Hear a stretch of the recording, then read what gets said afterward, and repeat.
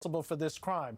I know a lot of people are going to wonder about the current state and condition of Nancy Guthrie. We don't have any information on that at this hour. We are still trying to gather that, but obviously we wanted to bring this information to you as soon as possible. But again, a person is being questioned in the greater Tucson area by law enforcement to try to determine whether or not this is the individual that you're looking there on those surveillance camera images, whether or not this is the individual responsible for the disappearance of Nancy Guthrie in the overnight hours from Saturday into Sunday nearly 10 days ago. And that's the status of the investigation tonight. It is a significant development and underscores the rapid work of law enforcement in the last 6 hours here this evening as they carried out this effort to take this person into custody preliminarily just to question Hallie. Just about 8 hours since that video that you're looking at here, since those images were released by the FBI, by federal law enforcement working on this. So, Tom, I want to pull this apart, and I don't want to get over our skis on the reporting here. I want to be very clear, because you nailed that, I think, the most important question. Does this mean that investigators are any closer to finding Nancy Guthrie? I think that's going to be all part of this investigation at this point. Going to want to try to determine where this individual has been, where they're at, where is their residence. It's our understanding potentially this person was in the process of being taken over in a traffic stop, but we're still waiting on confirmation on that. As you can imagine, Hallie, the amount of information that's flowing in tonight, what we're trying to confirm, what is real and what is not, is immense. But that is all part of the investigation of trying to determine where Nancy Guthrie may be, and all part of the search warrant efforts that would be occurring at this point. And of course, as you well know, the investigation doesn't stop. Even if they think that this is a person and comfortable enough to get an arrest warrant for them, they still need to determine more things. And obviously, we need to find out what is the status of Nancy Guthrie at this hour. And do we know if a search warrant is being executed at this hour, Tom? I think there's some key components of this investigation, Hallie, that for the sake of it, whether this would involve our colleague, my mother, somebody else's mother, that we would want to be cautious in reporting anything that could disrupt the investigation at this point. And I know you appreciate that. Let's talk about the images that we're seeing here, Tom, because this was really the first break in the case that we have seen over the course of the agonizing last 10 days for Savannah, our friend, our colleague, a member of our NBC News family here, and her family, the Guthrie family. And you see this individual wearing a mask with those gloves on, with that backpack, Tom. These clues that investigators have keyed in on and critically have gotten out to the public, because as Savannah herself has said, somebody must know something, essentially. And I'm paraphrasing a post that she put out. But if you see anything you recognize, including what appears to be that holster with a gun in the waistband, call the tip line, Tom. That is incredibly critical here. It is incredibly critical, and any law enforcement person will tell you, if you still think you have information, don't stop calling, because they still need to figure out some more information about this person as they determine whether or not they're involved with this crime, whether or not it is the person that is seen in those videos, and whether or not they have more information or if there's any other people that they should be taking a look at. You're looking at the numbers there on screen, and so I have seen in a number of major cases in this country that we've all covered and all know off the top of our heads, that the information that law enforcement sometimes gets after they've taken somebody into questioning, after there's been an arrest, is almost just as important as the information before it, to make sure that they have the right person, and eventually, if this goes to trial, that they have the right information to present before a jury. Tom, I'm going to ask you to stand by, and I want to bring in our colleague, our Chief Justice and National Affairs correspondent, Kelly O'Donnell, who is in Tucson for us tonight. And Kelly, we have seen, obviously, an active situation on the ground where you are. That was not altogether unexpected. The FBI had said they would have law enforcement officials and their personnel out going door to door, as this is a case that has gotten attention at the highest levels of the federal government, including from President Trump himself. Very much so. The president has made public his interest in seeing a resolution in this case. The FBI director has been in Arizona, unrelated business, but then made it his business to be a part of the Tucson Command Center. It is a 24/7 operation. In speaking with different sources, they are saying that this matter that Tom has been talking about, this detaining of a person for questioning, is the Pima County Sheriff's Department and not something that is directly led by the FBI. That is from multiple sources at the federal level, that this is Pima County Sheriff. Remember that Pima County is the lead agency supported by the FBI, because as of this point, what is known about these events and any criminal activity related to them is that it has happened within the borders of Pima County until there is information to suggest something else. At the same time, it is on its face obvious that this has been of national interest. The billboards with information about Nancy Guthrie spread across the Southwest region. As you have been so careful about this, what is important to know is the range of options of what this could be.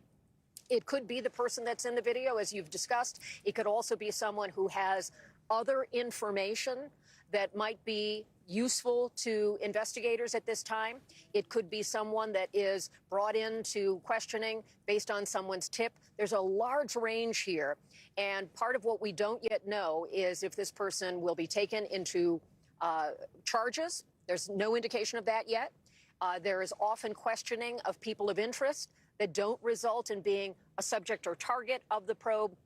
So many questions. Without question, this is an important development. This is a sign of how law enforcement is engaged and active.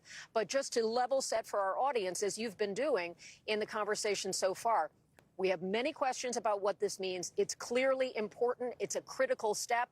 And we have to just do more work and wait to see what law enforcement can tell us about how significant this is in terms of that person being directly involved or having information that can lead to the return of Nancy Guthrie. Hallie? Kelly O'Donnell, thank you. I want to quickly bring in our NBC News law enforcement analyst, Evie Pompouris. Bring us inside, Evie, what this questioning may look like now to this individual who's been detained, according to a person familiar. Okay, with the minimal information we have, let's assume that they suspect this person has some type of direct involvement or knows something. The first thing I want to know is, where were you at the time of this incident, right? Alibi, that kind of thing, your location. I want to check all that out. That's the one thing I'm going to want to know, like, how involved are you or are you not? Do you have an alibi?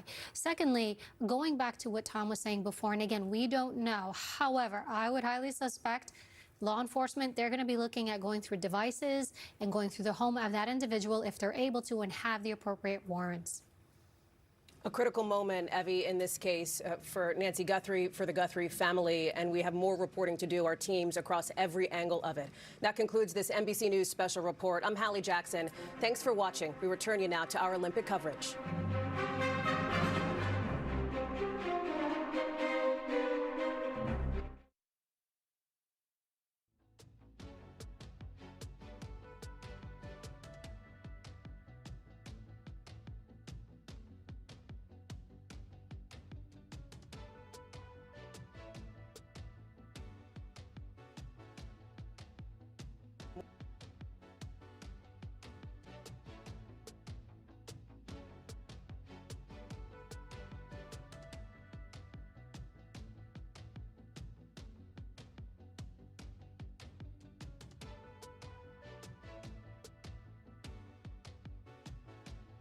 Who just got done watching an NBC Special Report with the latest update in the Nancy Guthrie case. A person of interest has been detained for questioning. Now, earlier today, the FBI released videos and photos of a potential suspect. You're looking at it right now. We don't know whether or not this is the person who was detained tonight or if this is another potential suspect in the case, and just how they are connected. Yes, joining us now is Lance Lysing, a former FBI agent, to try to help answer some of these questions as this situation develops tonight. And Lance, what do you make of this person being detained? Well, it's a great break in the case, and not surprising the case would move quickly after a couple of announcements today. You have the surveillance images from the doorbell, but then you also had some activity potentially on the Bitcoin account.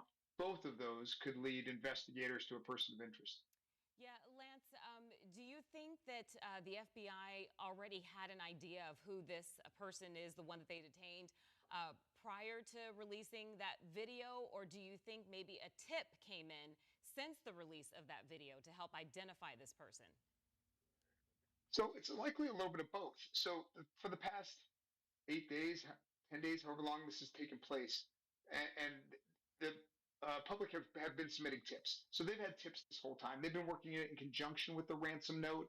They've been working all of those tips. But it's possible they knew of this person within a tip, but didn't have anything to help validate that tip, or didn't have anything that would connect that person. Maybe the surveillance images contained an item or something that connected that person. Maybe the Bitcoin activity connected that person. So they may have knew of him ahead of time, but that person may not have become a subject or a suspect until today.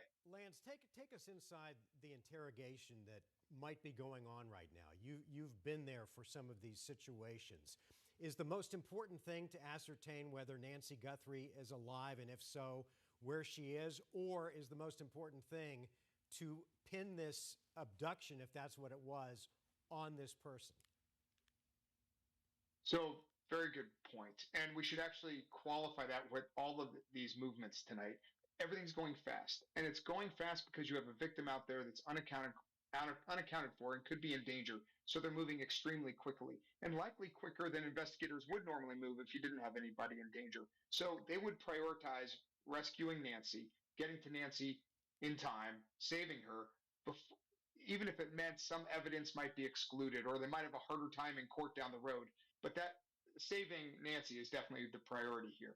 In the interview, you're going to be focused on that. You're going to want to know. It all depends on what they know about this individual. If they have direct contact with this individual, was the person, for example, in the surveillance camera images, you're going to know where Nancy is right away. But you're also going to want to lock them into a story. Where were you that day? Where were your whereabouts? Everything that you can do to disprove or prove their alibi. Yeah, obviously we know this person has been detained, but it hasn't been confirmed yet whether the person detained is in fact the person in the video. So for the public, should the public, kind of relax a little bit, or do we still need to be on guard? Absolutely not. Like, this is really when an investigation, in my mind, picks up. A lot of the agencies, let's say this is a subject, a lot of the agencies will start moving away from the investigation because they don't need all the work to cover the thousands of unknown tips. But now it's focusing. So building that case, and before all of that, rescuing Nancy, that's critically important, right? So everybody's going to be focused on that and moving forward. The public, if they know anything, should absolutely be reporting something. Once this individual's identity comes out, then people are going to know who that is. I worked with him, or I know his brother, or something like that. And then you're going to say, there was something suspicious the other day. That needs to be reported to law enforcement first. Lance, as you look at the video that was released today, and you've probably watched it several times, I have too, I want to get your take on this. This person that is going up to the doorbell camera, holding up some flowers to try to obscure his image, doesn't seem like a professional burglar or a person that would abduct someone. This person, to me at least, and I want to get your thoughts on this, seems very amateurish. So I've heard several theories that this was not a kidnapping, it was a burglary gone wrong. Looking at this video, does that make you lean one way or the other? Well, I would agree with you. Very amateur, and a lot of the details you see just in the video alone, and I'll describe a few. For example, there are a couple still images that the FBI put out, and one of those still images, you don't even see the backpack or the gun. So what that tells me is they approached that door, but then retreated, probably got the backpack and the gun, and then came back. That's odd. I mean, that doesn't seem to make sense. Then, as they're approaching the alcove, they duck their head as if they expected a surveillance camera above. But then they pick it up as soon as they get in front of the surveillance camera. It almost surprises them that there's a doorbell camera there. That means somebody who has not done really good reconnaissance or hardly any at all.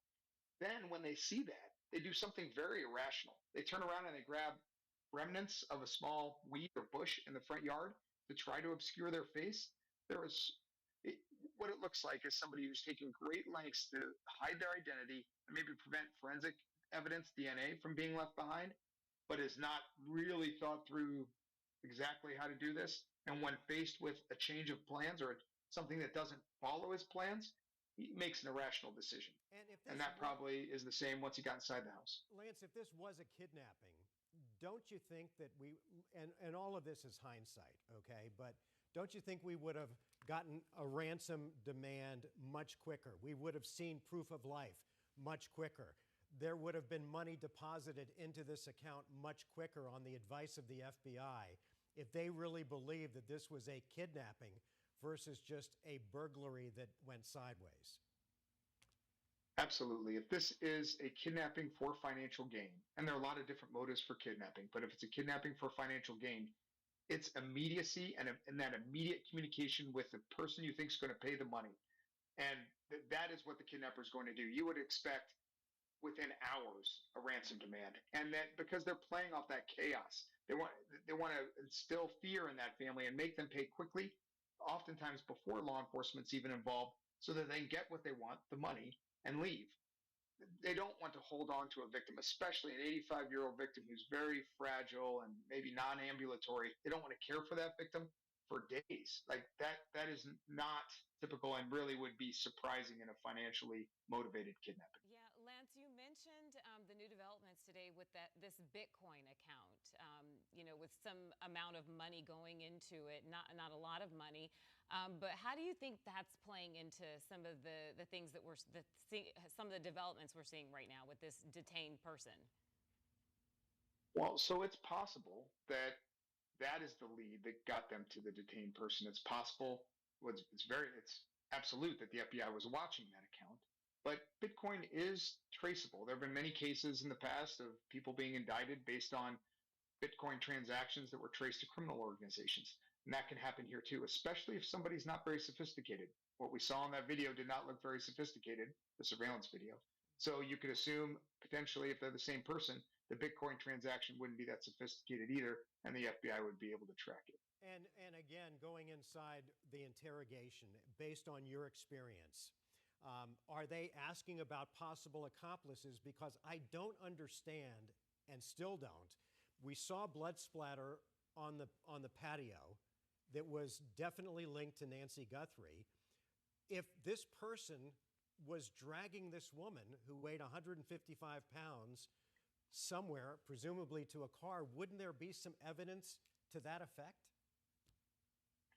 If somebody was being drugged, you definitely would see some evidence of that. There would be marks and other evidence. The surveillance images show one person. That doesn't mean only one person was involved. There could have been somebody as a lookout just outside of range of the camera. There could have been other people involved. The FBI and all law enforcement is absolutely going to be looking at associates, people who knew this was happening, helped plan it, potentially, maybe helped execute it. So all of that is going to be in the repertoire, but the priority is going to be to find Nancy. And we also heard earlier today that the FBI's elite hostage rescue team was in Tucson. Would that lead you to believe that they had someone in mind and they knew that time would be of the essence if Nancy is still alive to get to her? Yeah, the FBI's hostage rescue team has multiple teams. There's one team that's ready to deploy all the time. There are other teams that are on standby or in training status. They could easily deploy one team here to Phoenix in case something happens and still have the ability to respond to other places. There's also a very adept FBI Phoenix SWAT team that's here in Phoenix all the time that is more than capable of doing the same thing. So they have plenty of resources here to do it. The fact that HRT is here just shows the commitment that the FBI had to this case and the resources they were putting towards it.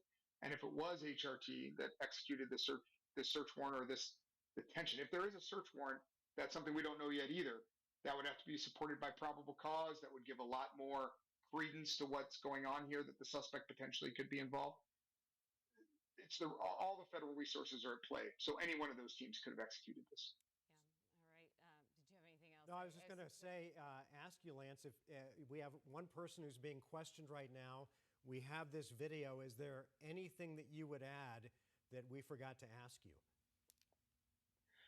Well, this is going to move very fast. You're likely going to get a lot more, maybe not updates. We're going to see a lot more activity in this case. We don't know exactly what's pushing it, so I'd just caution some restraint there. But what I would recommend, and we said it earlier, is don't let up your guard. If you know of anything suspicious, as this information comes out, you see more of it, and you might know the individual and saw something suspicious, even if you're not sure, contact law enforcement. All right.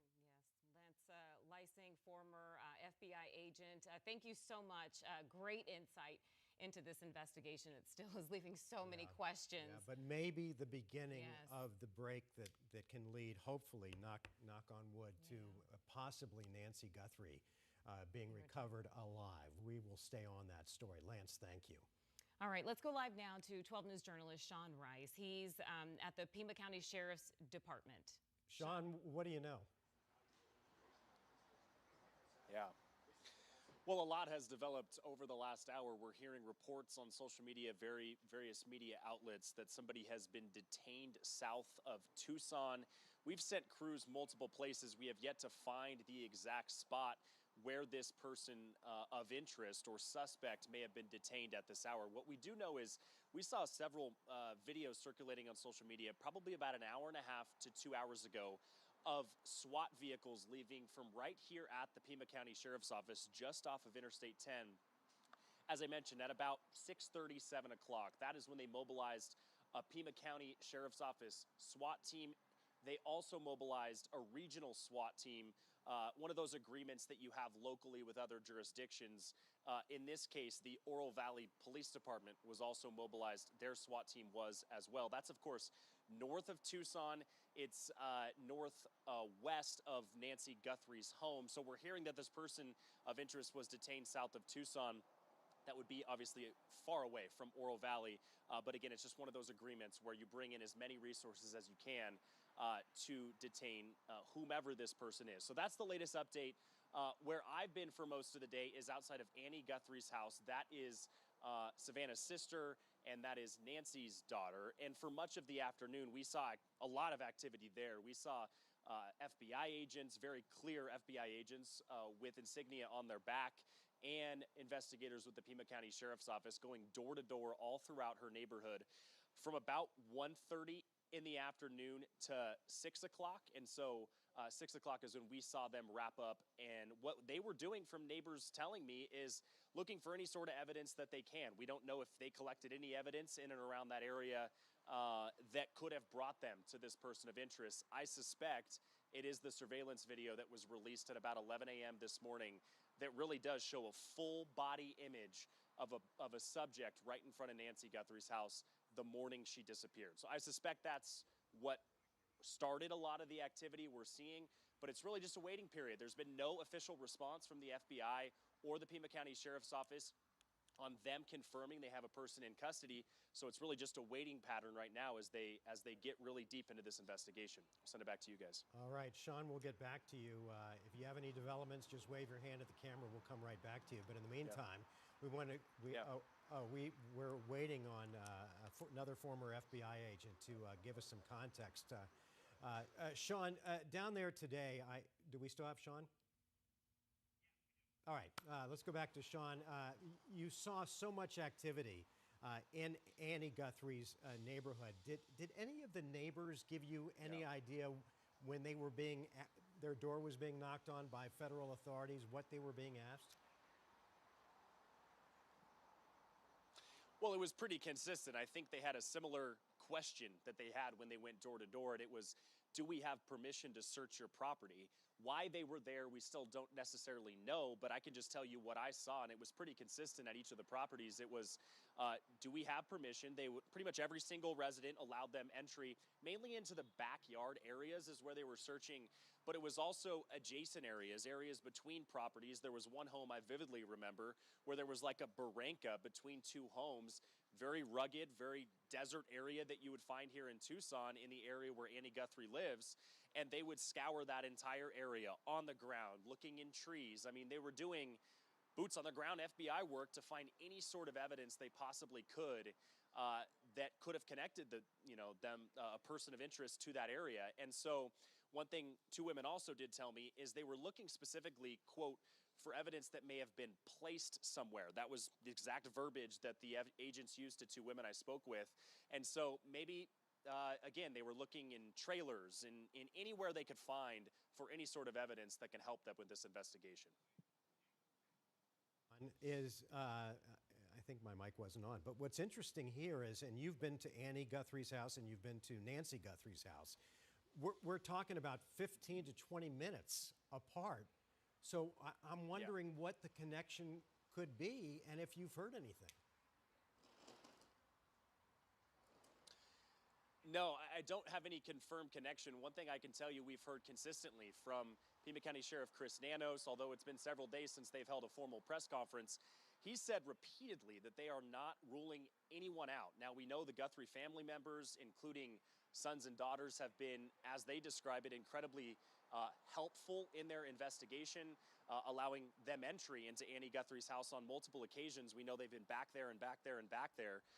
So it just really does remain to be seen what they were doing in that area. Again, I don't know if I've brought up the idea that it was a potential diversion to whatever SWAT mobilization we were seeing late this evening. I mean, who knows if they were just sending FBI agents there so media would flock there and divert any sort of media presence away from detaining this person of interest south of Tucson. Yeah. We do not have that confirmed, but it's something you have to think of in these investigations. Yeah, there's just so many theories out there, Sean, and really, you know, we're 10 days into this investigation, and we're just now getting the video, the surveillance video of this alleged, you know, abductor, and that was only because, you know, computer forensics had to do some heavy lifting to try to retrieve this, because we know that Nancy Guthrie didn't have the subscription to Nest, right, that would have this. And you've been to both locations, Nancy's house, Annie's house. Speak to kind of like the difficulty of being able to get this surveillance video, not just from Nancy's house, but anybody's house in that neighborhood.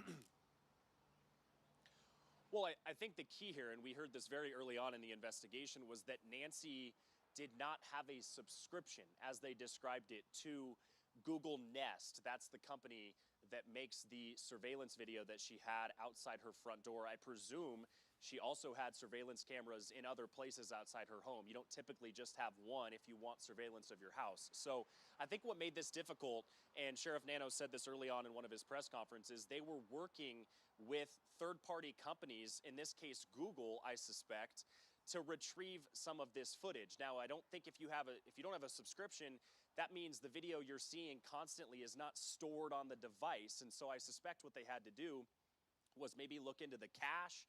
I know some tech people would be familiar with that term, into any way you possibly can retrieve through firewalls any of this footage that we now have released today. And it seems as though, if the federal government's being forthcoming, that it took 8 whole days for them to retrieve this footage we now have possession of, and may have been a breakthrough in the case. So some would find it alarming that they were able to do it this way. Others would say that it was vital to this investigation. Yeah, I mean, it's fascinating either way, but obviously it seems to have taken this case in a new turn, right? Some new light to this investigation. Right. All right, Sean Rice there reporting live outside the Pima County Sheriff's Department. Okay, now we want to bring in John Iannarelli. John is the former assistant special agent in charge for Arizona for the FBI. John, we understand that this person who has been detained, we want to make it clear, not arrested, but detained so far, is being questioned. What does that questioning look like in your mind, having been in on some of these sessions in the past? Well, clearly there's some information the FBI has developed that leads them to this individual to do this type of detention at this hour at night. Of course, Nancy's well-being is of primary concern, so there's no time for delay. But the question is going to be, starting with simply, what do you want to tell us? Because we give them an opportunity with open-ended questions to put themselves either right by telling the truth or paint themselves in a corner, because it's rare that FBI agents will ask questions they don't already know the answers to. And it would be speculation, but you were in the FBI, so I'm going to go ahead and ask you this. Because Nancy is missing and we don't know her status, if she's dead or alive or gravely ill, would they offer this person any kind of a deal in exchange for information that might lead to the rescue of Nancy Guthrie? Well, the FBI doesn't have the power to do that, honestly. It's got to come from the prosecutor's office in concert with the judge. But certainly it'll be made clear that any cooperation they provide can only help their situation, which is, in fact, truthful. This is an opportunity for this person to get themselves out of the very deep hole they have dug themselves in, if whom they're questioning has some responsibility for this crime. Let's not forget, we don't know a lot of details yet here, and we certainly don't want to indicate somebody's guilty of anything until the facts come out. But it's a very good sign that they're questioning somebody at this late hour. Yeah, John, what is your hunch here? Do you think that the FBI already had this person in mind? Or do you think that maybe there was a tip that came in today after the release of that video to the public? The FBI is not going to go out and detain somebody just on a mere tip. There has to be other facts to do this and to be able to bring somebody in for questioning. The likelihood is they had some information to go on, but they probably received multiple calls identifying an individual. That cumulatively would give them the authority to be able to go out and find somebody, not necessarily placing them under arrest, but in fact being able to lawfully detain them for questioning. John, we're going to roll some video if we can, just alerting our control room, of the security video that was released today. My guess is the FBI has probably had it for a day or two. They wanted to go through it. Are you of the opinion, as you look at this person, that they are not very professional when it comes to either burglary or abduction, because they just don't seem to know what they're doing? And are you also of the mind that this was a burglary and not a kidnapping that went sideways? This clearly, to me, is not a planned kidnapping. The person has too much time there. They're meandering about in the residence. It's estimated they spent around 40 minutes. A professional kidnapping is in and out and over very quickly. Here, the person is just sort of lollygagging as they're going through the mechanisms of blocking the camera before entry into the residence is made. This person probably thinks they're smarter than they are and thought what they're doing was very professional. But the mistakes they made, if in fact that's who's being interviewed right now, led to their downfall. For some reason, the backpack stands out to me. The backpack, it looks like it's full. It looks like it has contents in there. What do you make of that? I mean, if it was a robbery, would they not show up with maybe an empty backpack that they could fill things with? I don't know. What do you think about the backpack? Who knows what's in the backpack? There could be a lockbox to put valuables inside. They may have brought rope and other things to tie up anyone who was in the house, planning to hold people and contain them while the house was ransacked.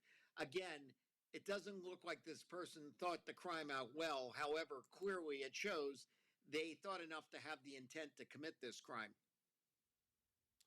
Yeah, I just don't know what to make of it, because I don't know the first thing about identifying suspects or their actions, but this person just seems to not know what they're doing. I mean, when they're holding up flowers to the camera to try to obscure it, they just don't seem to know what they're doing. But my question, John, is if this was a burglary that went sideways, how does that bode for Nancy Guthrie after 9 or 10 days? It's difficult to say. Again, I try to remain optimistic in these types of matters because we want what's best for everyone. However, without being a planned kidnapping and perhaps it went sideways, we have to be prepared for the worst as well. We hopefully will know more sooner than later. And if she's in a position that she can be rescued, the FBI is clearly on the cusp of that. Can you just sit tight with us for a little bit? We're going to go out to one of our reporters who has some new information. So just hang on where you are, and we'll come back to you in just a little bit. All right, we want to go back out live to 12 News journalist Sean Rice. He is outside of the Pima County Sheriff's Department. Sean? Yeah. Yeah, guys, good evening to you. I was mentioning it to you guys a moment ago that we never had an official statement from the Sheriff's Office, the FBI, anybody who could confirm that they have a person detained in relation to this investigation. I'm going to read to you a statement that the Sheriff's Office just put out a couple of minutes ago. It says, quote, "Earlier today, Pima County Sheriff's Department deputies detained a subject during a traffic stop south of Tucson. The subject is currently being questioned in connection to the Nancy Guthrie investigation. They say, quote, additional information will be released as it becomes available." A couple things stand out here. When we first heard someone was detained, we potentially heard it was at a residence, but they say that this happened during a traffic stop south of Tucson. So we suspect that this was done in someone's, or they pulled over a vehicle and then immediately brought that person out of the vehicle and then questioned them there on scene. Another thing that stands out, we had heard and keep hearing the word detained. Just for our viewers at home, someone being detained is much different than someone being arrested. This is a time for officers to place somebody into custody for the sole purpose of investigating them for some type of criminal activity. This is well before any sort of charges could be levied against somebody that has to involve prosecutors. So this is just a time where there's, of course, a lot of investigation happening right now, but it appears as though this happened during a traffic stop south of Tucson. Where that is exactly, we're still trying to learn that information. Send it back to you guys. All right, Sean Rice with more details on this traffic stop that resulted in a person of interest being questioned right now at the Pima County Sheriff's Office. Let's bring John Iannarelli back in. John, we have license plate readers now. We have all sorts of facial recognition. The fact that this was a traffic stop where they pulled this person out of a car, does that tell you that they had this person in their sights for a while? Maybe they picked something up on a license plate reader or facial recognition? It's likely that they were able to determine a vehicle by looking at video now that they had a time frame and an image of who would be the occupant of that vehicle. I'm only surmising that, but being able to affect the traffic stop, that gives the FBI a lot of ability here. First of all, it's likely the person committed some sort of violation that actually allows them to be stopped and arrested. Perhaps they have warrants, perhaps they were driving in an erratic manner. Whatever the case, their detention now could lead to further things. They don't have to be arrested for the crime. That's the focus of the investigation. Most importantly, they have the vehicle. That's going to give them a chance to get a search warrant for the vehicle and be able to comb through that vehicle looking for any evidence, especially in the trunk, etc., which can be used to move somebody in this type of situation. And I just want to circle back as we wrap up with you, and we both really appreciate your time and expertise in this. If the FBI and the Pima County Sheriff's Office, with all of the attention that's being given to this case, if they announce that a person of interest has been detained for questioning, do you think an arrest and a solving of this case, please let Nancy Guthrie be alive, but either way, do you think that this is imminent at this point? It's very, very likely, the fact that all of this is happening. However, we need to be cautious. It would not be the first time that somebody looks like an excellent subject only to be shown but through further investigation that they had no direct involvement in this matter. So I want to be cautious, but I think it means we're getting very, very close. And hopefully we'll have a resolution before the evening's over. All right, John Iannarelli with the FBI. We appreciate you joining our coverage and for this excellent insight into this investigation. Thank you so much. And hopefully there's a good outcome. John, thanks. And thank you for joining us on 12 Plus. Don't go anywhere. We're going to rejoin NBC's Special Report coverage. Be sure to join us later tonight after the Olympics for team coverage from Tucson on 12 News at 10. Thank you, everyone.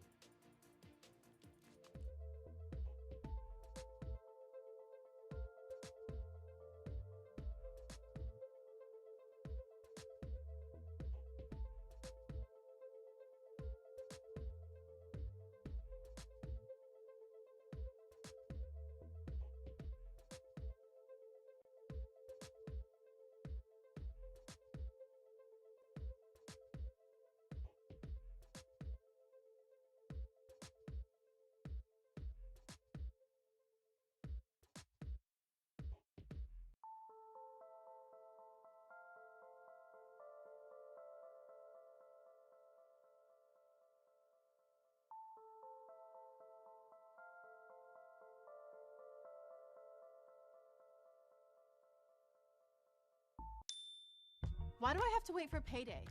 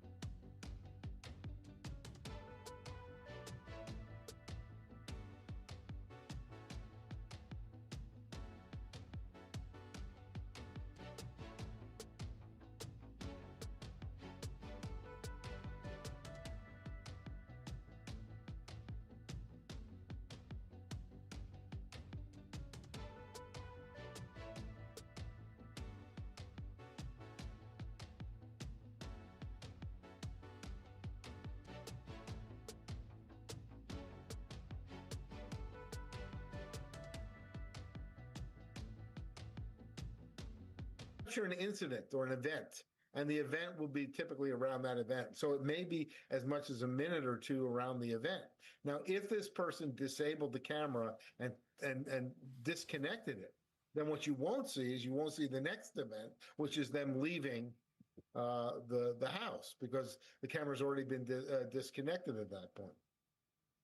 Mark Rash, we appreciate your expertise here in walking through this video and how law enforcement may have obtained it and been able to release it. We really appreciate that. I want to go back to our Chief Justice and National Affairs correspondent, Kelly O'Donnell, who is in Tucson for us. And Kelly, we've been talking about the potential that this could be a maybe break in the case in the disappearance of Nancy Guthrie. And there have been so many people where you are, so many people around the country, so many people where I am, obviously our family up at the Today Show, who have been praying and hoping for some sort of break that would get Nancy Guthrie home safe. You have seen the community there in Tucson rally around her just intensely, Kelly. Very much so. Neighbors, people that are passing by the locations where we've had a lot of our attention, Nancy Guthrie's home, Annie Guthrie's home, and so forth. This is a community, and people have been deeply rattled, shaken by this.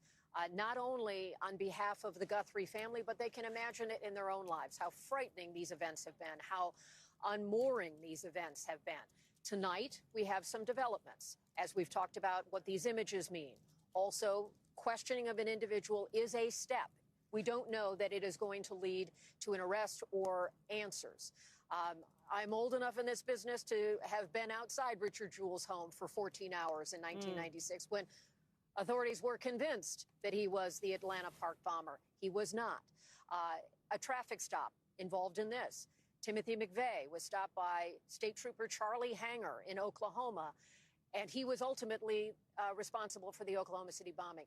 There are things that can happen that take us to a point of conclusion, or there are things that are a part of the work of law enforcement that is necessary work to get to the real answer, but perhaps in questioning or in getting tips, it is only part of the way there. So it's really important for people to be aware that this is a very noteworthy update tonight, but we have limits on what it means. Also, when there is questioning, that can go on for many hours if the individual is willing to talk. It could be many, many hours. So the expectation that something will break any moment, we just don't have any basis for that. That's right. Yeah. When the Pima County Sheriff's Office says no press conference, they're trying to set expectations. The public is hungry for information. People are desperate to have an answer. None more than the Guthrie family and our friend and colleague Savannah and her siblings. Imagine how much they are desperate for an answer. But we have to take it one beat at a time.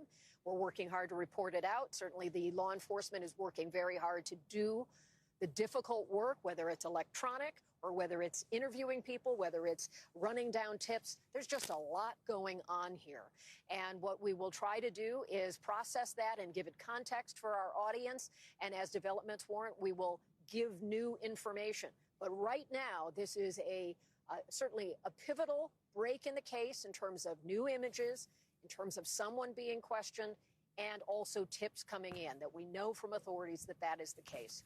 So that's the sense that I have. Being in Arizona during these days, certainly everyone we're encountering, we are talking to them about this. They have been struck by the national attention of this, the very local personal attention of it, and just human concern for a crime that is so frightening and has so altered the life of this family.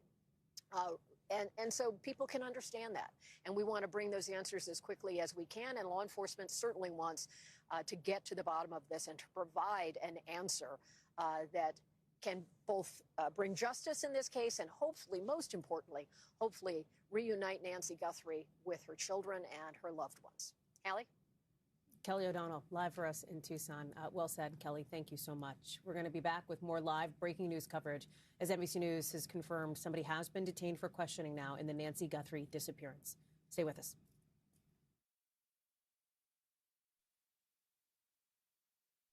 And then I went back for my teaching license. How about you? Look, I just gotta ask, who are all these people? They're my financial plan. Who Thrive and helps me plan my finances for. That's Amy. She's a first responder. The lacrosse team that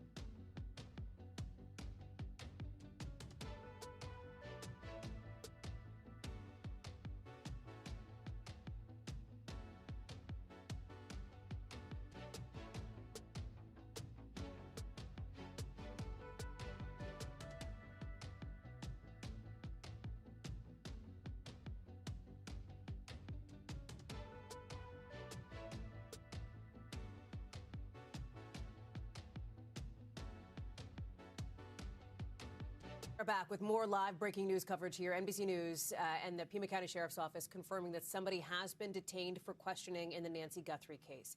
We've got team coverage on this. NBC News law enforcement analysts Evie Pompuris and Jim Kavanaugh are with us. We've also got former FBI counterterrorism operative Eric O'Neill, along with Andy Black, former assistant special agent in charge in Tucson.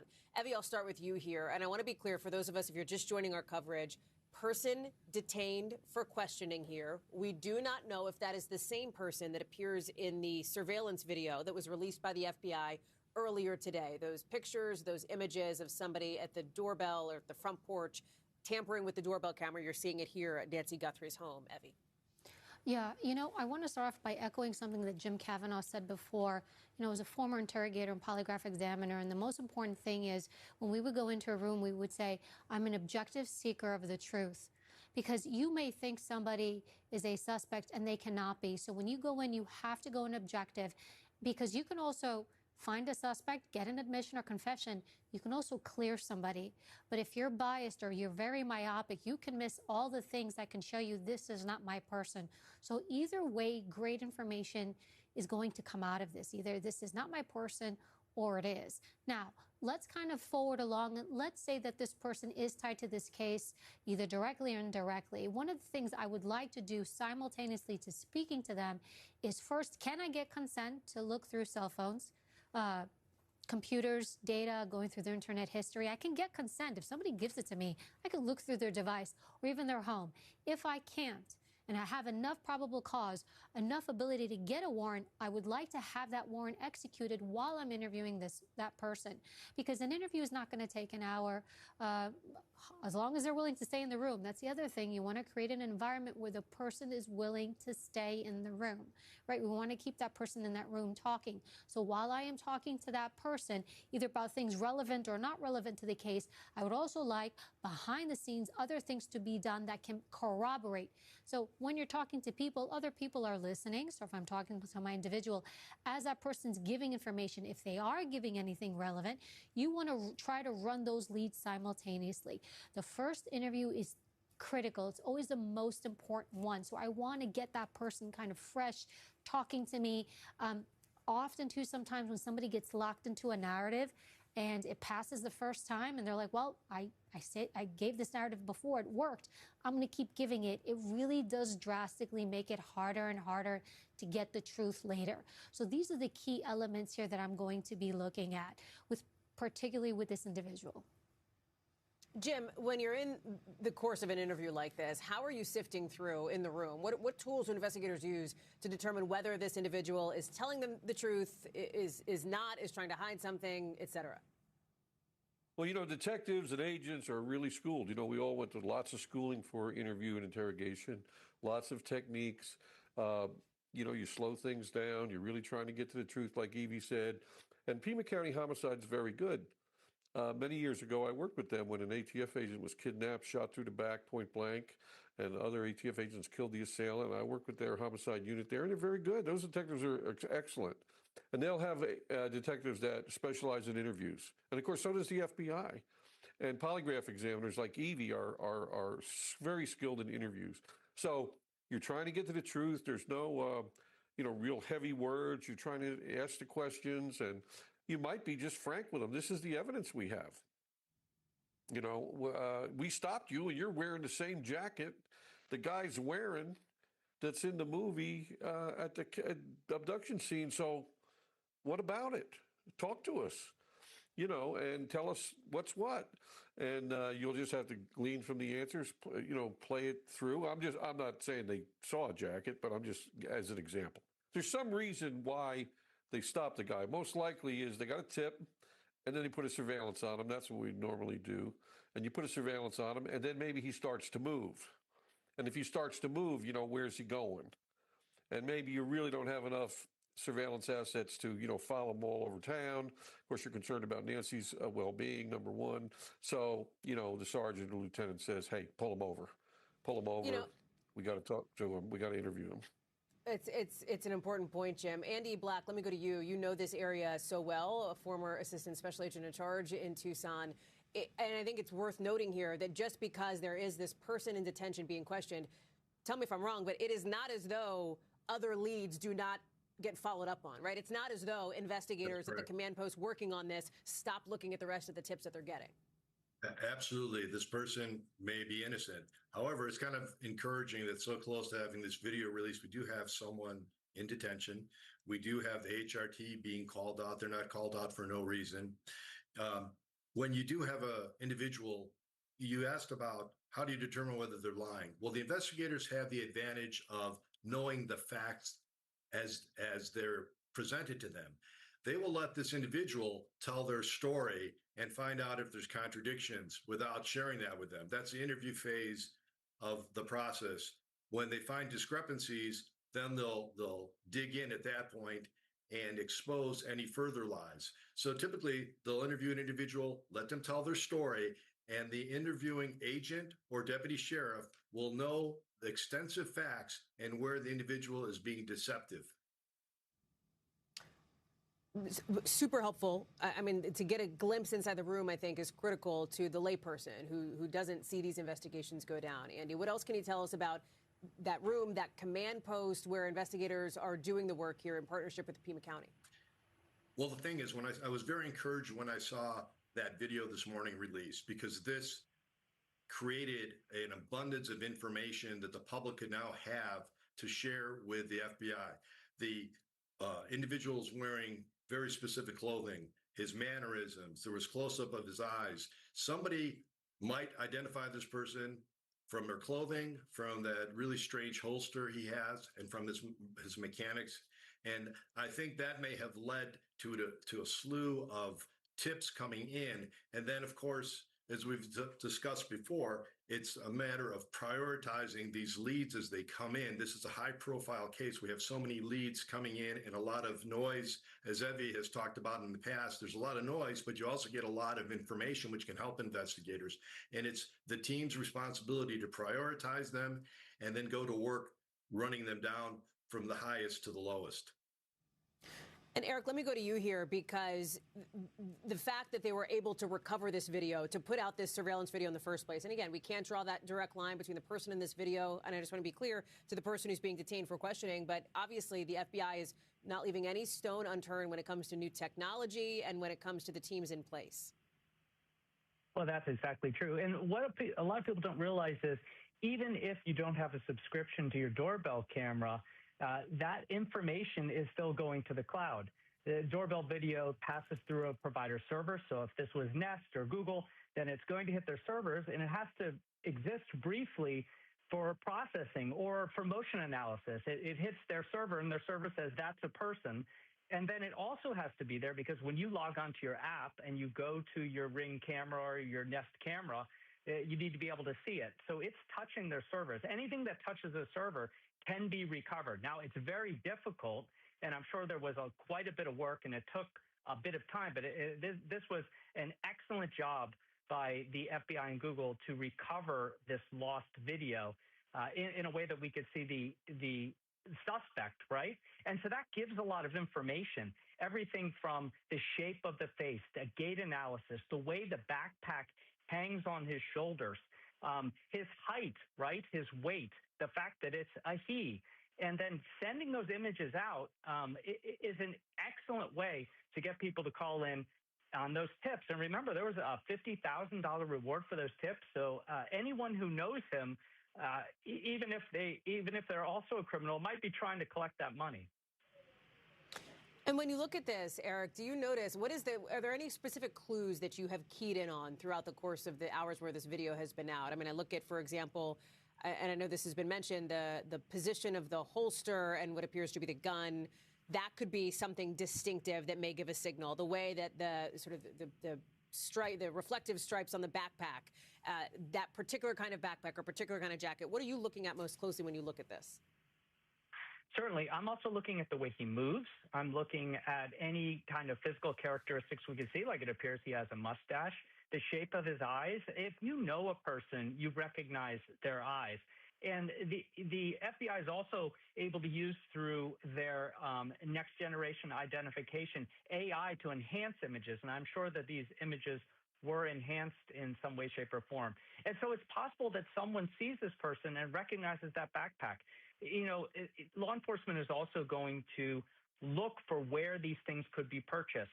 Try to source where it was purchased, like his mask, his backpack, the holster on the gun.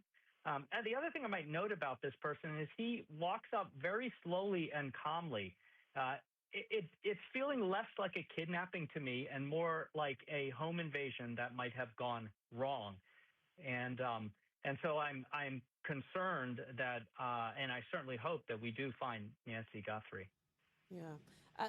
Andy, let me go to you on this then, because what Eric is describing is almost what appears to be this very decided lack of urgency as this person is walking up to the home. Yeah, absolutely. There's a certain casualness about it. He seemed surprised by the Nest camera and the clothing. In addition to looking at retailers that are selling this clothing, they're going to compare video footage from the local convenience stores, gas stations, places that other cameras have been located that might capture an individual wearing similar clothing.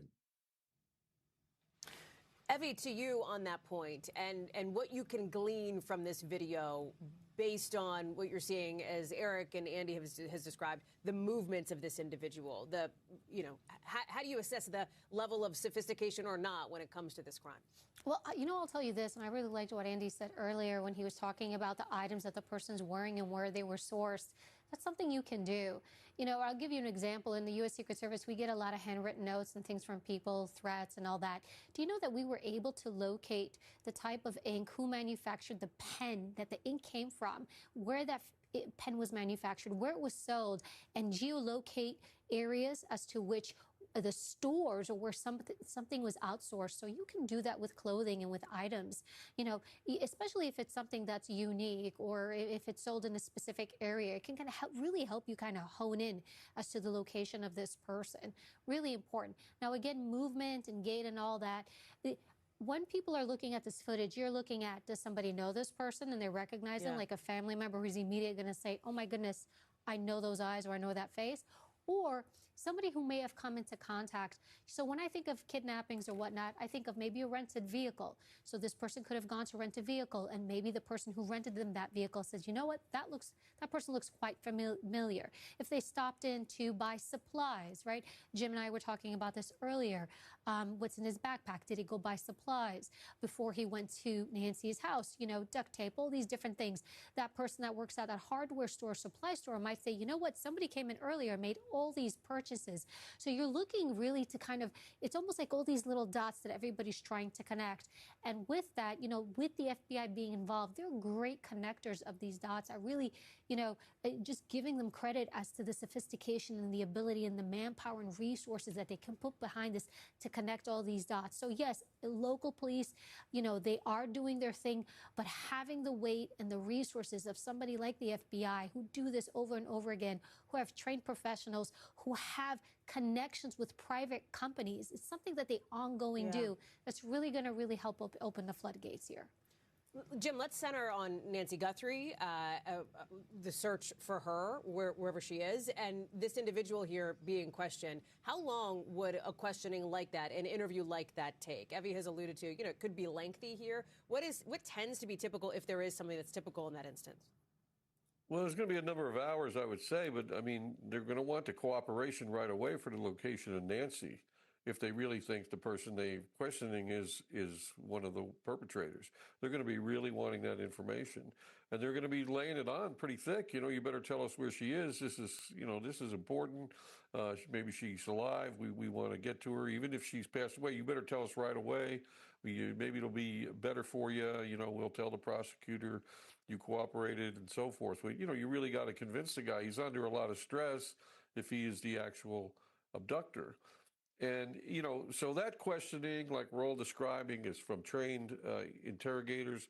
They're going through that, trying to glean that information. They're centered on locating Nancy. But going back, building on what Evie was saying, and we all should think about the pre-offense behavior of Saturday daytime. So here's this guy that we see on the film. What's he doing when he gets up Saturday morning? Okay, what is he doing? Is he going to get coffee at the local coffee shop? Like Evie described, the hardware store to get some duct tape and zip ties or something else? Later on in the afternoon, Is he, like we talked about, maybe he's going in the desert to sleep? Is he going in to get some hamburgers or going to eat somewhere? All these pre-offense activities can be spotted with this attire if he's probably wearing that jean jacket and pants and maybe even the backpack. Probably not the gun, obvious, but it is Arizona, so you can walk around with a gun exposed. But somebody might have recognized him and called in. So that's where we are. The pre-offense behavior might have tripped him up. Mm-hmm. Jim Kavanaugh, Eric, Andy, Evie, we're so grateful to you for your expertise and for your analysis here as we've been in this live breaking coverage of what NBC News has learned. What the Pima County Sheriff's Office has now confirmed, that a person is being detained, is being questioned in the case of Nancy Guthrie. It happened during a traffic stop. You see the statement from the Sheriff's Office there. We thank all of you for your analysis. I want to go back to Tucson now, live to our Chief Justice and National Affairs correspondent, Kelly O'Donnell, who is joining us now. And Kelly, obviously there's not a press conference that we know that has been scheduled, at least not yet, from Pima County. It is, getting into the later evening there where you are in Tucson. And as you've heard our law enforcement experts and analysts lay out, there is a potentially lengthy questioning ahead of these officials with this individual who was detained. Yes, I think the Pima County Sheriff's Department, in saying there would not be a press conference, is really a response to many questions and inquiries, probably from the media, because the presence of media here is very significant.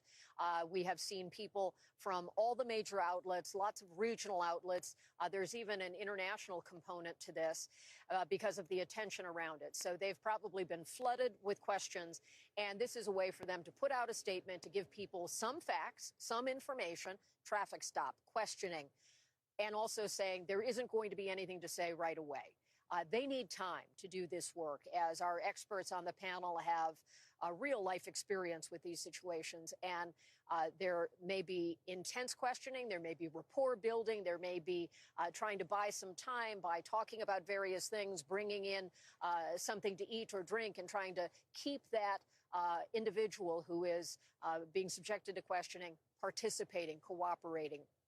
We don't know those details. So our viewers should not have an expectation that there's going to be some short-term next step. This may take some time. And if it is something leading toward a very significant answer, then that will also take time. The span between when we knew that there were images today and when they actually became public was in and of itself several hours, because so much is invested in this, of wanting to be sure they're checking all of the important issues that might be at play, dealing with all of the stakeholders, local in terms of the county, federal officials. There's the family has to be informed when there are developments. So this will likely take some time. And certainly in this community, this is of high interest, and people are concerned about not only the well-being of Nancy Guthrie, but also, is there someone who is a threat in the community? All of those kinds of questions are very real and very understandable in Tucson and in the Catalina Foothills community, where Nancy Guthrie has made her home for a very long time. Yeah. What really stands out today is that after so much waiting, there were important developments today. There were some significant new pieces of information, and that's what is holding our attention tonight, and it's causing us to ask a lot of good questions, and it will take more time to get answers to those questions. But our experts on the panel really laid out a lot of what would be happening behind the scenes and what law enforcement would try to elicit through this process. And as this is happening now, there might be other tips coming in. Of course. After one person is taken into custody, someone might feel like they have a piece of information that could be worth pursuing as well. Hallie? Plenty to watch. Kelly O'Donnell live for us there in Tucson. Kelly, thank you. And obviously, our hearts, our thoughts are with our friend, our colleague, a member of our NBC News family, Savannah Guthrie, in the search for her mother, Nancy. That does it for our special report here on NBC News Now, but we'll come back on the air with any developments.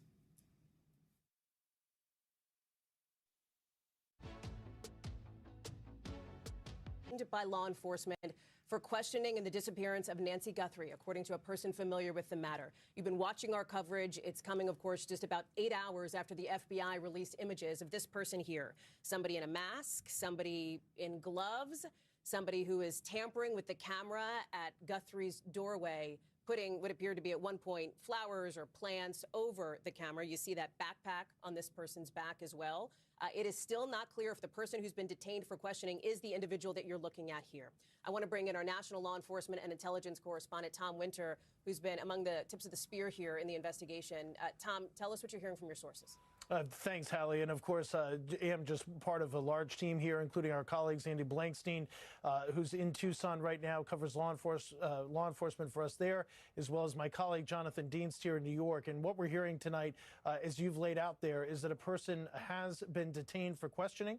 No arrest warrant has been signed out. It is possible this person could be released, ultimately not charged, and ultimately not believed to be tied to this case.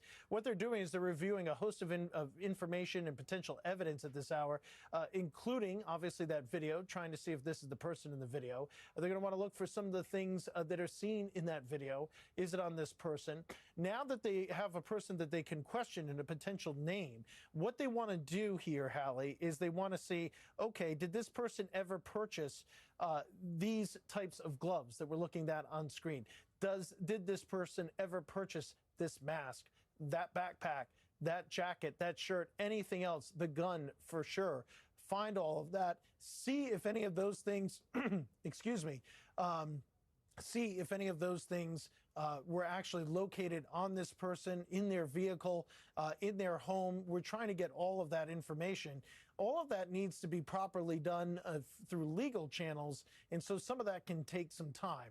There are exigent circumstances because we are talking about the life of our colleague, the mother of Savannah Guthrie, obviously Nancy Guthrie, but it all needs to be done correctly, because if this is the person that is ultimately arrested and charged, there will now be a trial. And so there is a complex kind of legal process that needs to be followed here. This investigation has been rapidly unfolding throughout the day. Started, we believe, yesterday afternoon. We're trying to get some clarity on that as more information has come forward. And as NBC News first reported last Friday night, investigators were looking for a vehicle to see whether or not it was connected with the case, and actually have been able to get video from a local business. In the course of doing that work, they came up with a specific vehicle description. That description we have withheld up until this point. We'll continue to hold back that information until this individual is charged, just in case this is not the person that is ultimately charged in the case. But there are some similarities we are starting to hear between the two things. So we're trying to get some more information tonight, trying to figure out all the pieces of the puzzle that may have gotten to this point in getting this person into custody. But obviously this investigation is robust. Has been ongoing, and certainly their analysis of the video started before 12:50 when the FBI director released it today. Of course, and I think it's worth noting here, Tom, the accelerated pace of the investigation here, because while we don't know, while we can't definitively say, based on you and the team's reporting, that the person we're looking at here is the same person who's being detained for questioning, you could potentially, it seems, draw a line between the release of this video, the fact that the FBI made a concerted effort to get this out in a very public, very high-profile way, and what we have now, which is word that somebody has been detained for questioning, after 9.5 basically agonizing days of having very little information. That's exactly right. And one of the things you want to do in an investigation like this is when you get evidence like this that can push a suspect, you want to see if there's anybody that you're looking for, if this is ultimately the person that's charged. Did they start to get on the move? Did they start to travel? Did they start to do anything in the course of whatever they were up to at the moment? Is there anything that they do at that time that helps kind of corroborate your theory or leads you to believe that it is now the time to make an arrest? So I'm just using historical examples. Whenever we've seen these types of videos go out before, whoever's in that video now knows, one, that video exists. Two, that video exists of me, and so maybe I need to do something, change it up. Do I get on a phone I hadn't been using? Do I start to, if somebody's under surveillance, start to act in a way either electronically or in person that would get investigators pause to then dig deeper or perhaps take somebody into custody? Again, all questions we'll see if they apply to this case. We don't know yet for sure if that will work in this case, if that is something that's been occurring. But that's the basics of what we know at this hour. Admittedly, very little. We just know that there's a person being questioned, and we don't know whether or not they'll ultimately be charged. There's a lot of different facets of this investigation. We're kind of waiting to see if those become true. And I appreciate that, Tom, because I think it's important context here that this is a piece potentially of the puzzle. It is not the whole puzzle, because obviously we still don't know anything about where Nancy Guthrie is, Tom. Right. And I wonder, in the course of the many conversations that I know you and the team have been having, is there anything that stands out to you, something that you've heard, let's say, again and again from law enforcement experts or analysts about the video that we're seeing here? In other words, is there a particular thread or clue or hint that they have keyed in on throughout the course of the evening here that could be important? I don't know, because this has all happened so quickly this evening. I mean, we got a sense, it's currently 10:06 on the East Coast. I would say approximately of 5:30 p.m. tonight, we started to detect that there was a lot of movement in law enforcement in the greater Tucson area, that there were a number of things that we needed to start to pay attention to. We continue to make our calls, discuss with who we needed to discuss the types of information that would get us to the point where we would report this news if it were true.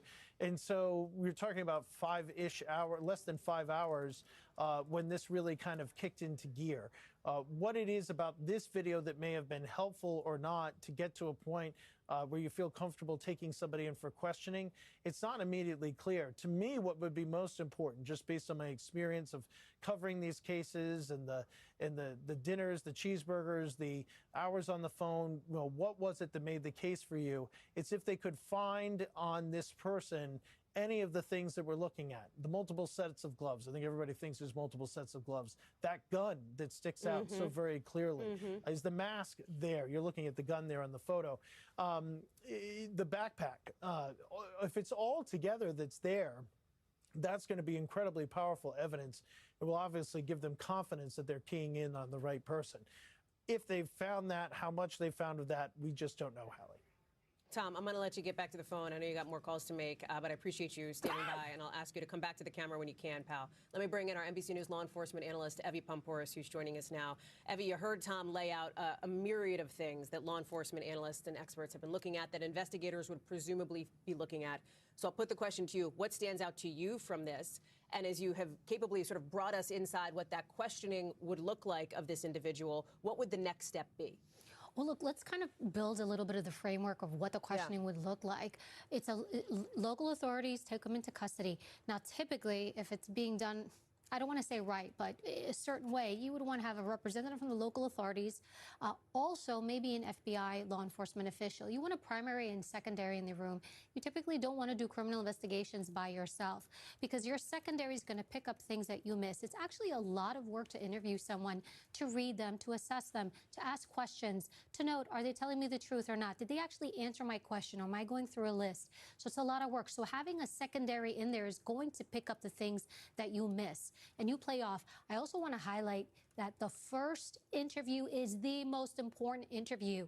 A lot of times people think, oh, you can go back again and again. And I will tell you through my own experience, that first one is where you want to try to get the bulk of information. When you go to the second or third or fourth, your chances of getting good information goes down. I mean, it tanks. So we're looking at potentially, is this person a suspect, or are they somehow connected to the suspect? In addition, we were talking about warrants before. You know, there's something simple you can do sometimes as an investigator. Consent. Hey, do you mind if we look through your house? Do you mind if I look through your home? Do you mind if I look through your computer? They can give you consent, and you know what? Sometimes they do. So that's not lost on me as a former interviewer. Now, if they don't, you want to work those back channels if you can, if you've got enough probable cause to get those warrants, to get those search warrants, because I want to be looking through your devices, through your search history, through your home while you're being interviewed, because then we can corroborate information. I don't want to do it after the fact. So hopefully, I would suspect that these two things are happening simultaneously. That way, the interviewers in the room, they can take breaks, they can walk out, find out if any new developments happened, go back in there.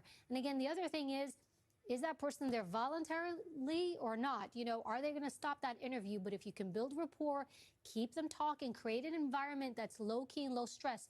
Although as investigators, you're high stress, right? You want to find Nancy. But at the same time, if you've got a person and you think they're correlated or tied directly to this case, you need to keep them in that room. You don't want game over. Once they walk out, or once they say they're walking out, or they're done talking to you, it really shuts everything down. So it's really, really important that you handle this carefully. You can't just go in there and just bombard people, and then it can completely blow the case up in your face.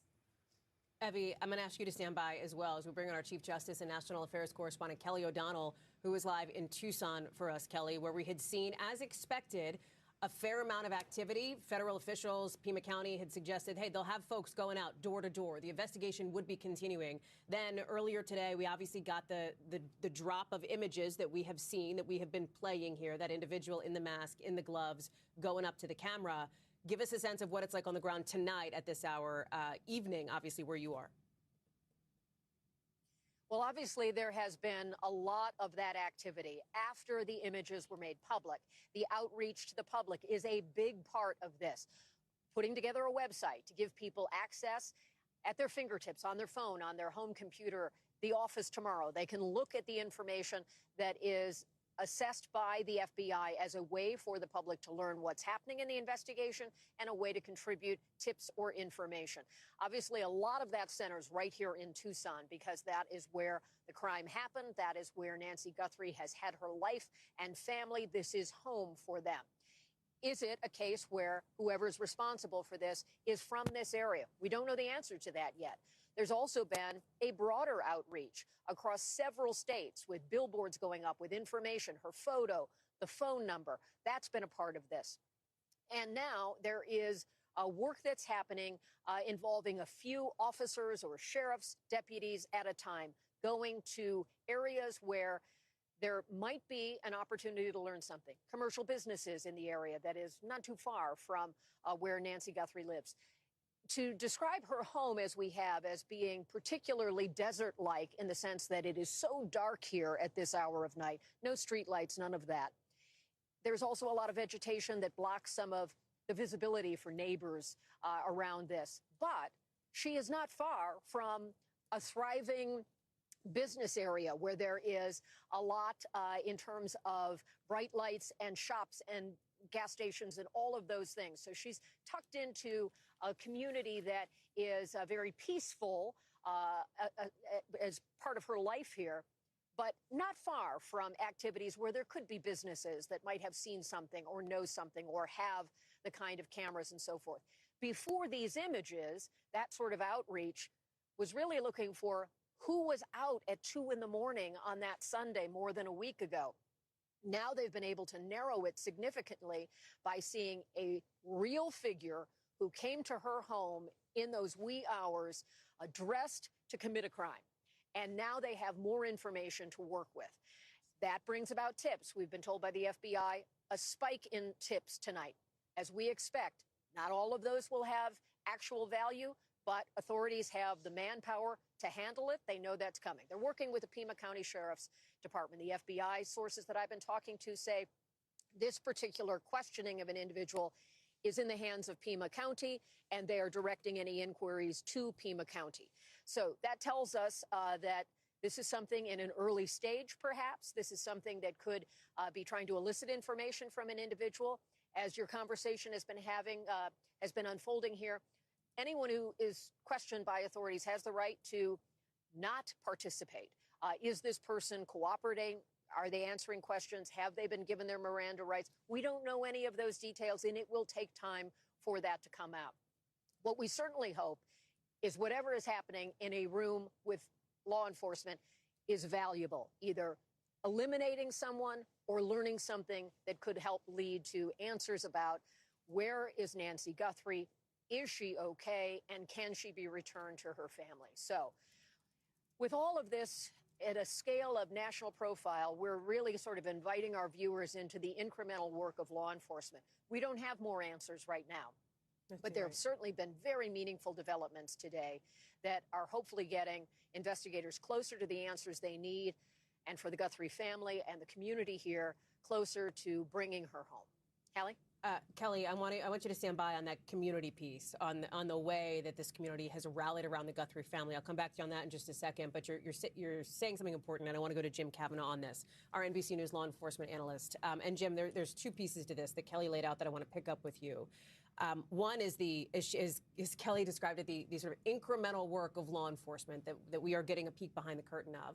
And there are, I know in your view, there are potentially some reasons to be cautious that this this person being detained is the person in the video, is the person who had something directly to do with the disappearance of Nancy Guthrie.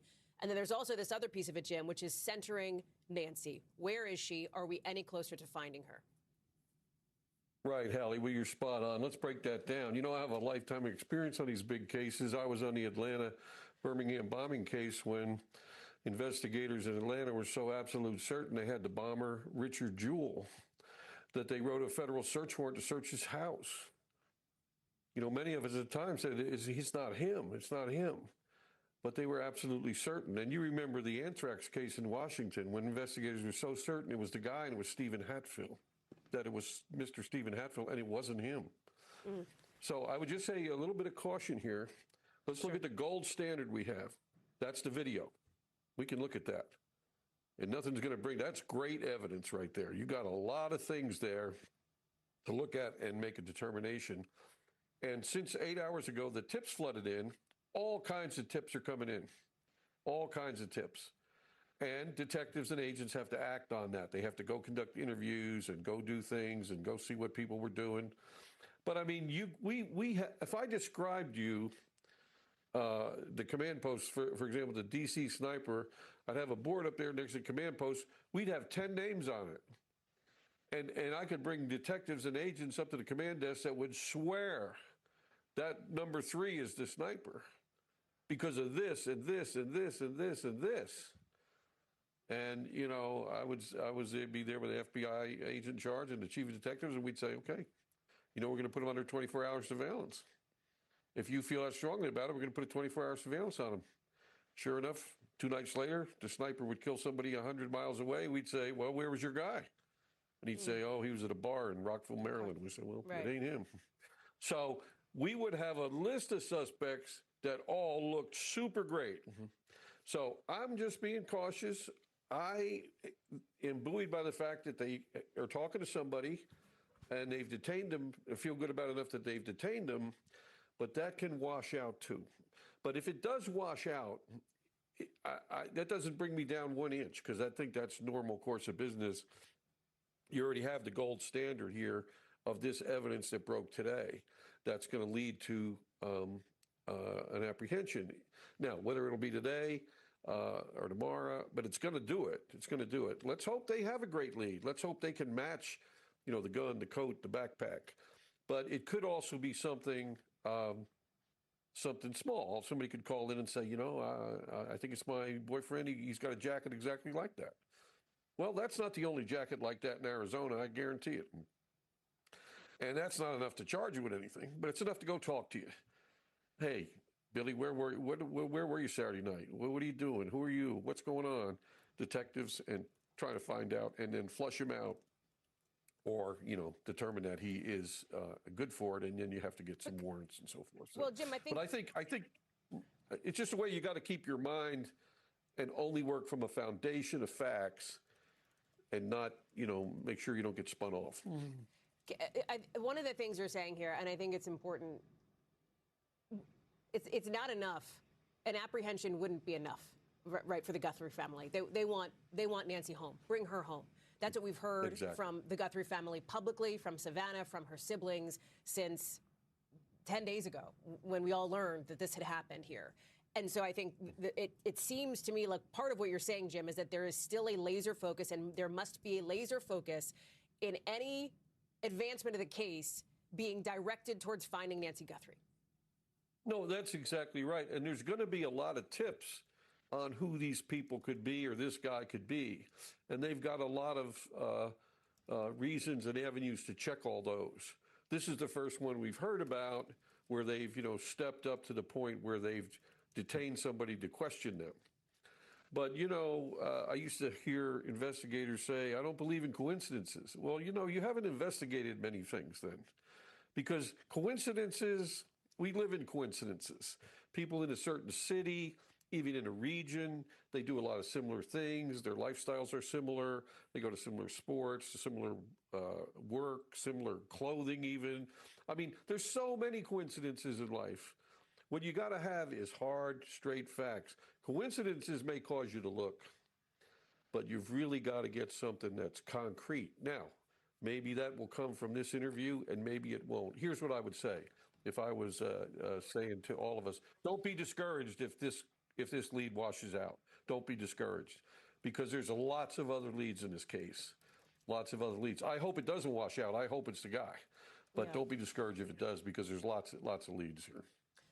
Jim, please stand by. I know Evie's standing by. We've got Kelly O'Donnell, we've got Tom Winter, we've got Liz Kreutz, our team in Arizona and beyond, covering all of this. We're going to sneak in a very quick break, but we'll be right back with more of our special coverage of this major development in the Nancy Guthrie investigation in just a moment.